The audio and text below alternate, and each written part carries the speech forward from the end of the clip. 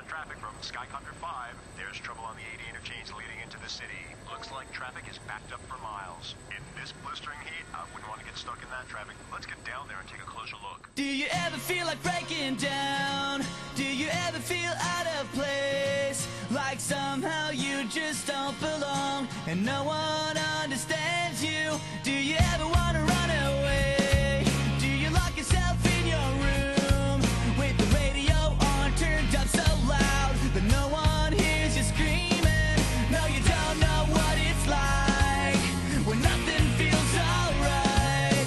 You don't know what it's like to be like me, to be hurt, to feel lost, to be left out in the dark, to be kicked when you're down, to feel like you've been pushed around, to be on the edge of breaking down when no one's there to save you.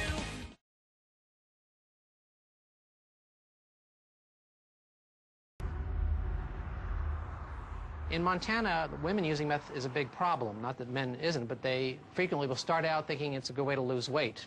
2/3 of the women in our state prison are there for meth. All young females are looking for acceptance. They're looking in the wrong places here. And once they get sucked into this culture, it seems to be incredibly difficult to get away from it. I graduated high school with honors. I had a scholarship to USC, a sports scholarship. I chose drugs over that scholarship, a boyfriend, and I lost so much of my life because of that. I'm a 16-time convicted felon. Before I started selling drugs, I would sell myself for drugs. I would do anything for the drug, sex, blowjobs, things like that.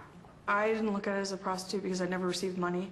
I just received drugs. So basically, I was a prostitute for drugs instead of money. I was queen of a rodeo my senior year in high school. I didn't graduate high school. I was short credits to graduate because of my addiction. The crowd I was hanging out with, they were the older kids, you know. They were the seniors in high school. They were, you know, they were the popular kids. I wanted to fit in, and they handed me a line, and they said, you know, it feels great. You'll never want to go back. And I never did. You know, I mean, you think you have all this time in the world, but you don't, because then you end up here. And then you're looking at time. The extent that I would go to, masking my urinalysis, I would drink bleach. I used to get high only on weekends. Come Friday, I would drink bleach, go do my urinalysis for my probation officer, and walk out of there smiling and ready to do another loaded rig. Loaded needle full of dope. It's just the insanity of it. And you would think, after feeling that way, that you won't go back to it. That just makes you want it even that much more. Because then you kind of start liking the insanity of it, and you find comfort in it because it's familiar territory for you.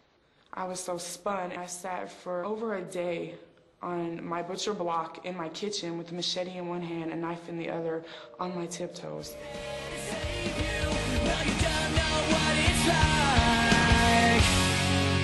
Welcome to my life.